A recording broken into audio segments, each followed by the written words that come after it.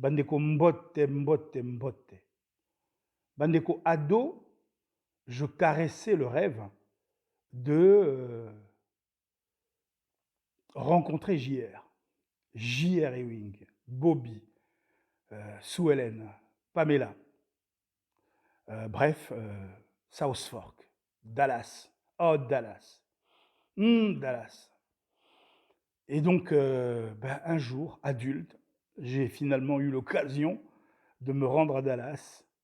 Et dommage, je n'ai pas rencontré JR, je n'ai pas rencontré Bobby, moins encore Sue Ellen et Pamela. Mais je me suis offert ce chapeau country cowboy. Ah ouais, ça c'était un kiff. Je le voulais, ce chapeau. Et voyez-vous, au Congo, souvent, chez moi, on m'appelle Mundele, Mundele. Bon, je vais dire que c'est le fait de la pigmentation. Mais il est vrai que je suis métisse. Hein. J'ai le sang, comme l'ADN, bien noir, certes, mais j'ai quand même une goutte de sang blanc via mon grand-père portugais. Et donc, voyez-vous, le métis a ceci de particulier, eh bien, c'est qu'il vit, voit son environnement, souvent en 2D. Il est comme ça à cheval, souvent entre deux mondes. Je ne dis pas tous, en tout cas moi c'est le cas. Eh bien, ceci m'octroie comme ça la faculté, lorsque je suis devant un objet,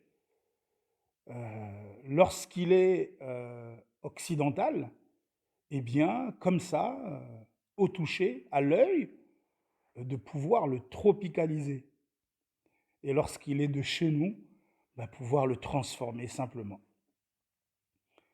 Ce qui était le cas avec ce chapeau country cowboy.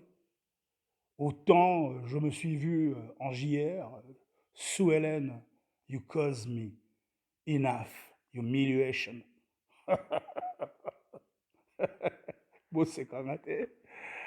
Ça, c'était le clin d'œil à JR. Et donc, comment être à Dallas? Sans une pensée pour Télé Zahir, hein, la mère patrie. Ce Télé Zahir sans lequel je n'aurais pas connu Dallas. Et comment avoir une pensée pour Télé Zahir sans en avoir une autre pour le maréchal? Ah, le maréchal. Eh bien voilà comment, en examinant cet objet anodin, je n'ai pu m'empêcher de me transporter dans la peau du maréchal. Le maréchal.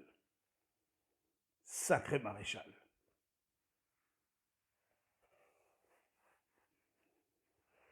Bomba, bomba. Alors les mecs, vous en dites quoi?